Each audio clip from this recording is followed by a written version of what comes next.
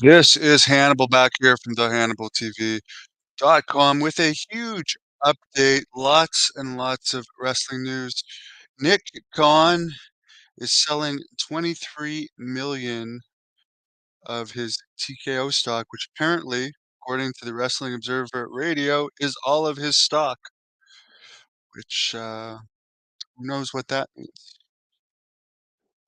The tower where this Janelle Grant lived apparently for everyone that was saying that she was destitute, because I guess she had initially claimed she was destitute, taking care of her parents and so forth, when it turns out her father passed away in 2017 and was living in a home, and the mother passed away before that. She's actually living in this Park Tower apartment in Stamford that was a former Donald Trump property, where each condo in the property is worth millions. She was only, about 4 floors below Vince McMahon, who I believe was in the penthouse. She was dating a very rich and successful lawyer, and she had her law degree as well. Anyways, it'll be interesting to see where this goes. I believe it will go to court because that's the only way Vince McMahon is really gonna clear his name. He needs to expose her publicly. People have pretty much stopped covering this outside of wrestling news. Like, the mainstream news has stopped covering this whole Vince McMahon, Chanel Grant thing, because even though the WWE is named in this lawsuit, it seems like, "Oh, well, the WWE has new owners now. Vince has disappeared. Let's just forget it." And for the people that say that Vince will probably not get back into wrestling, but will go into other business ventures, really, how much business sense does that make? He tried his hand at boxing, failed. Tried his hand at the Evel Knievel jump, failed. Tried his hand at the World Bodybuilding Federation, failed. Tried his hand twice at the XFL, failed. Why would he do anything other than wrestling if he got back? I mean, he's a multi-billionaire. If he can just fade away, or he can do something that, will give him something good about his legacy if he can clear his name. I don't as I said, I don't see him settling this, because why give her more money if she didn't keep her mouth shut the first time? And if it just gets quietly settled, that's not clearing his name. Apparently, Tony Khan has been saying publicly WWE is the Harvey Weinstein of pro wrestling. And this is I mean, they may have had a bizarre history, particularly with the Pat Patterson, Mel Phillips, Terry Garvin, and Vince McMahon stuff, but the current WWE with The Rock and Nick Khan and Ari Emanuel, they're hardly Harvey Weinstein, so that's kind of grasping at straws there. Uh, they they still don't have a new TV deal in place. They really need to rebuild their numbers. Dynamite on Wednesday was not well reviewed and did terrible rating. When you compare it to, like, WCW was hiring people that had been over in WWE. So when they came over, like, they were either just jumping and were hot. Like, let's say if it was Brock Lesnar, a guy like Brock Lesnar jumping over, where AEW is, like, throwing large money at smart mark wrestlers, or as Eric Bischoff says, chat room wrestlers that are really popular in the chat rooms, but mainstream people like me don't give a flying. I mean, I'm not saying I don't like leg slapping and flips in wrestling, so Will Ospreay is a turn-off wrestler to me. Is he a great athlete? Yeah, but, like, that's not my style of wrestling. I don't have any issues with him, but I don't wanna watch any of that type of stuff, and he hasn't affected the ratings at all. Mercedes Moné may have been a name in WWE, but she's been off TV a long time, and she has not made one bit of difference. Okada is I mean, he's known in Japan, but he's another smart mark darling. really nobody knows here. Maybe they'll be able to build him up, but they're at an all-time low in popularity right now. Uh, Over 700,000 viewers this week for Dynamite. According to some sources, there's some people in the company that are a bit freaked out over that. The pay-per-view buy rate was also way down for Evolution. They're trying to hotshot angles to try and get publicity, like the CM Punk security footage and this Tony Khan neck brace angle, which people are talking about, but more as a joke. The moves itself did not look, like, intense or, like, devastating. It looked very pre-planned. They did an injury angle with Bryan Danielson at the pay-per-view apparently and didn't mention it all on Dynamite. And I was listening to Wrestling Observer Radio today, and Meltzer feels that Tony claiming WWE is like Harvey Weinstein makes him look bad because they are a lot hotter than AEW right now, so he comes off as bitter. He's not selling the neck in interviews either, he's apparently just wearing the neck brace. And he keeps talking about the opposition, which reminds me something Jerry Jarrett said about the Paphos when they were feuding with the Paphos Federation in the Memphis area in I believe the very early '80s. The Paphos kept talking about Jerry Lawler and Jerry Jarrett and stuff every time they were on TV. Eventually, I mean, of course, Tony Khan has way deeper pockets. I think CM Punk's did it himself. He'll be around as long as he wants to be around, 'cause they kinda have unlimited resources. It can be a tax write-off for them, but, like, you keep talking about the competition, just makes people wanna watch the competition. And as far as, Swerve Strickland, he's the new champion. I like Samoa Joe, I'm a fan of I have a lot of respect for Samoa Joe, I was tag team partners with him, but the company did not grow with him as champion popularity. Instead of going with someone that has a bigger name, they're gonna try and build this Swerve up, so best of luck with that. I was told by a mutual friend, someone that knows Swerve very well and was at Swerve's recent title party, that apparently he knew for 2 months he was gonna win the title. In other news, CM Punk did a promo after SmackDown last night. It did not air on television. It's night anyway, I'll get into this in a second, but he says he hasn't fully recovered from his surgery for his torn right tricep, but it's almost done and he'll be back to competition soon. So one thing I will give you know what? I may never have been a fan of CM Punk's wrestling, but I do actually respect him now. He's earned my respect. I actually don't mind him at all now. And one thing I admire about him is he's injured. I mean, he's making a fortune, but he's still showing up at shows injured. Where you look at MJ, he's got an injury too, and they haven't used him at all on AEW TV. He's just sitting at home collecting his paycheck. Now again, I'm not blaming that on him, that could be the booking. Is it true I have Chris Colt posters on my walls? Oh my god.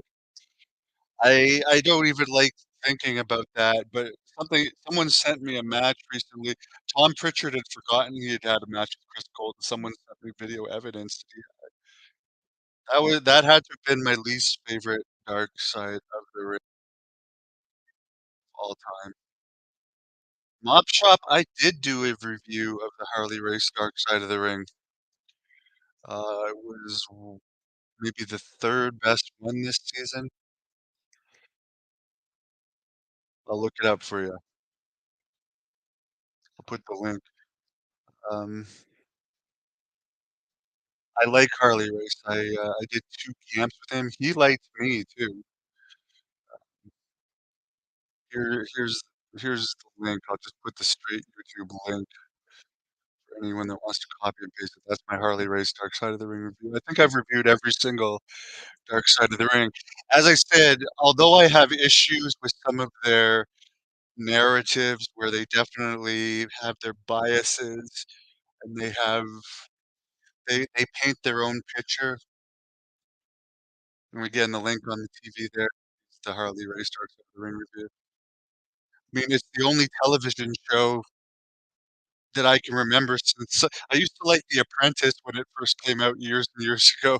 I used to watch every episode of that, but since then, I can't think of any TV show I've watched, um, every episode of, and I'm talking about it's been since, like, the first 2 or 3 seasons of The Apprentice that I've watched it, or no, I guess I watched Glow the 2nd season of Glow on Netflix. It got too boring. Cameron and Grimes cried on his way out of WWE. I don't have like, anyone that's been watching my, entries of my draft book, I've I've paid probably more dues than almost anyone. I probably paid more dues than anyone in wrestling,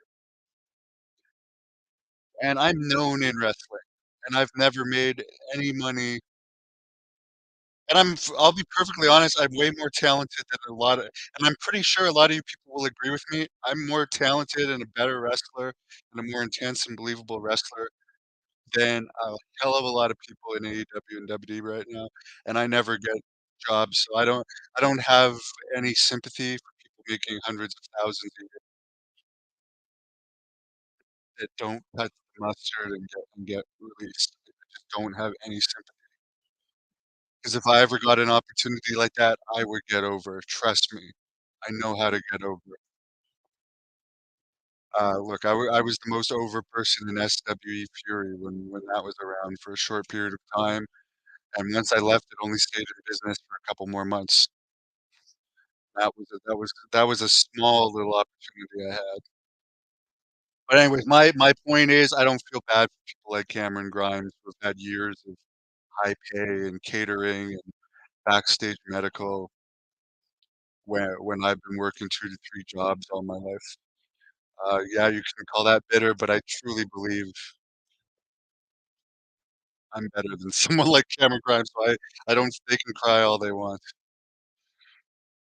Who cares about wrestling? It's dumb. Well, why are you watching this wrestling news update?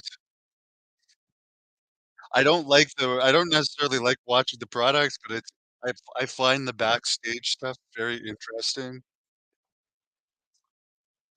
Um, Someone never heard of Chris Colt until Dark Side of the Ring. Strangely, I don't know what, this week's, Cherry episode did, but strangely, Chris Colt did a better rating than the, uh, Chris Adams. But I truly think the reason was so many people were turned off by the Chris Cole documentary, they didn't watch it the next week, 'cause they went really, really far into the homosexual stuff as fa and, like, really went into his his director/gay slash gay porn acting partner. Like, that guy got a lot of camera time and went into a lot of detail about how attractive he was, big, muscular man. To me, Chris Colt looks like I like Bushwhacker Luke, but Chris Colt looks like Bushwhacker Luke. This isn't Paul Roma here or Shawn Michaels when he was in his prime or one of these better looking wrestlers. This is like one of the Moondogs doing you just don't wanna even think about that. Grandma Daisy Piper had a great visit with me yesterday. She had tomatoes, melon, and cheese curds while she was here. Um, I should have done a video with her, but I was too much enjoying Chris Van Vliet talks highly about you. Well, I've watched, a bunch of his interviews. I recently watched the one with Jinder Mahal. He he's, I guess through his media contacts, because he's a little less controversial than me, he has better access to to some guests, but yeah.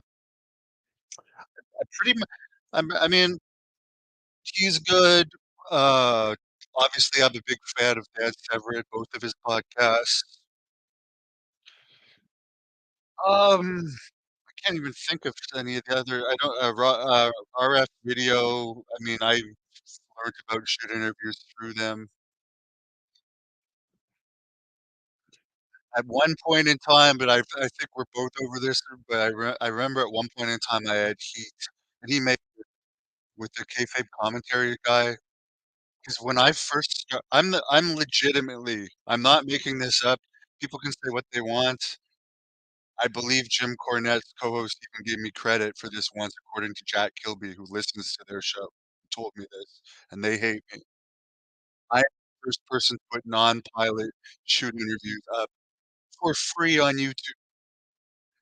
Other people did it illegally, pirating people like Rob Feinstein and the kayfabe commentary guys' videos. But what these people didn't understand is you can actually make money off of YouTube videos. So they were all saying, "Oh, Hannibal's a mark. He pays wrestlers just to hang out and do interviews with them, and he posts them for free and makes no money." Now every single person does it. So in reality, I'm an innovator. And for the like, I mean, I'm not gonna go into it, but as I said, this guy may not have known that, and he probably saw me as competition because I was putting stuff up for free, and he was still trying to sell DVDs at that point. I don't hold grudges, man. I almost died, like, a little less than a year ago. I don't hold grudges over people saying that this many years later. EC2 agrees that, the Chris Cole documentary was disturbing. By the way, these Dark Side of the Ring people apparently told Billy I was talking to, the sister of his cellmate yesterday, um, who talks to her brother all the time, passes messages to me from Billy Jack. And apparently Dark Side of the Ring said they were gonna call him and put money on his books, and then they didn't. How cruel is that? I believe they are still looking into doing, Dark Side on him. I know at least a few people have been contacted about it, but I believe there might be some legal red tape that they're dealing with. EC2 wrestling. You see, the thing about me and why and I'm not just saying this, I'm like a wrestler from the '80s, so I'd be way different than, like, these cookie cutter Ring of Honor guys, and I'm way more experienced, and I'm way more vicious and way more realistic, and I've wrestled so many legends and Hall of Famers, a ridiculous amount. How many wrestlers in AEW and WWE, for instance, could say they wrestled Kevin Nash, Abdullah the Butcher, Terry Funk, the Honky Tonk Man, Brutus Beefcake, Kamala, James Storm, Heidenreich, Eugene, David Boy Smith Jr., TJ Wilson, Ted Hart, Savio Vega, Haku, Barbarian. The list just goes on and on and on. Juventud Guerrera, Sabu multiple times, just incredible. I mean, I can't even like there's probably at least 50 famous wrestlers I've wrestled. How many people can say that?